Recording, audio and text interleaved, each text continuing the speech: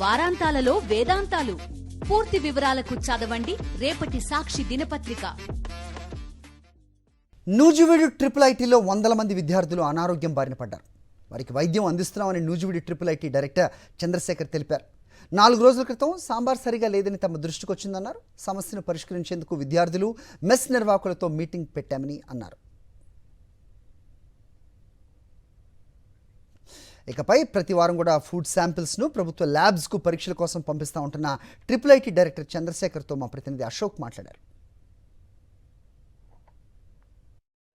Triple ఐటీలో విద్యార్థులకు అస్వస్థత జరిగిన ఘటన కలకలం రేపింది. అయితే ప్రస్తుతం మనతో పాటు మాట్లాడేందుకు నూజివీడు ట్రిపుల్ ఐటీ డైరెక్టర్ ఉన్నారు. ఆయన అడిగి తెలుసుకుని ప్రయత్నం చేద్దాం. సార్, అంటే 4 రోజులుగా పెద్ద సంఖ్యలో విద్యార్థులు అస్వస్థతకు గురైన పరిస్థితి, అంటే ప్రధానమైన కారణం ఏంటి సార్? అంటే ఫుడ్ పాయిజన్ అంటే రకరకాల అంశాలు వస్తున్నాయి. 4 రోజులుగా ఒక 100 నుండి 150 మంది దాకా వివిధ వైరల్ ఫీవర్ అని, స్టమక్ ఏక్ అని, డయేరియా అని మా హాస్పిటల్కి వస్తున్నారు.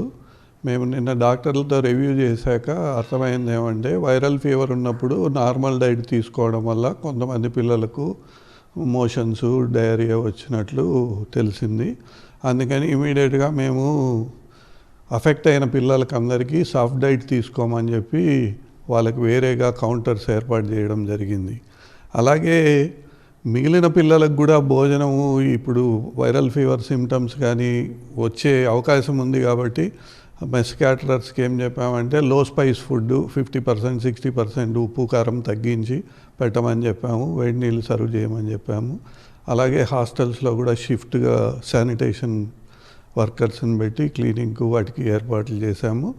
లోకల్ మెడికల్ ఆఫీసర్స్తో కూడా కాంటాక్ట్లో ఉండి లోకల్గా ఈ విష జ్వరాలు, వైరల్ ఫీవర్స్ ఉంటే వాళ్ళు ఏం మెడిసిన్స్ వాడుతున్నారు వాళ్ళ అడ్వైజ్తో మాకు దగ్గర ఉన్న 4 డాక్టర్లు షిఫ్ట్లో అందరి పిల్లలను టైంకి అటెండ్ అవ్వడం జరుగుతుంది.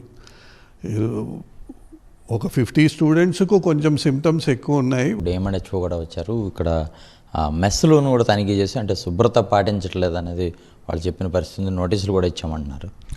మెస్సులు రెనోవేషన్ చేయాల్సిన అవసరం చాలా ఉంది. యాక్చువల్గా సమ్మర్లో రెనోవేషన్ చేద్దామని నేను ప్రపోజల్స్ కూడా ఇచ్చున్నాను. మెస్లో శుభ్రత ఎప్పటికప్పుడు మేము అటెండ్ అవుతూనే ఉన్నాము.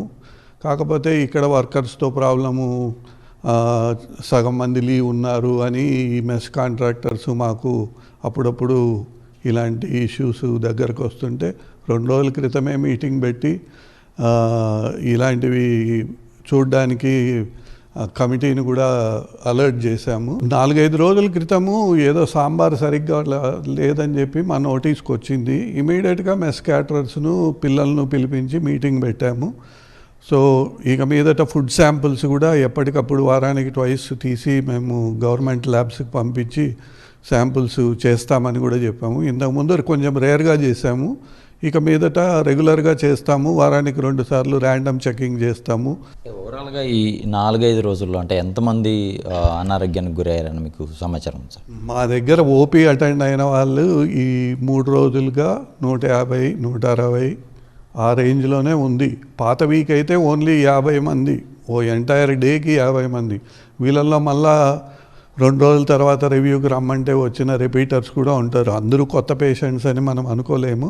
But on an average OP ఈ 3 రోజులు 150 దాకా వచ్చినారు. ప్రస్తుతం ఈ ఘటన తర్వాత తమ పూర్తి స్థాయిలో అప్రమత్తంగా ఉన్నా. ఇక నుంచి ప్రతి వారం కూడా ఆ మెస్లను ఎప్పటికప్పుడు తనిఖీ చేసి మెస్సుల్లో ఉన్న ఆహారాన్ని కూడా శాంపిల్స్ కింద పంపిస్తామని చెప్పి ఎవరైతే నూజివీడు ట్రిపుల్ ఐటీ డైరెక్టర్ చేస్తున్న పరిస్థితి కనపడుతుంది.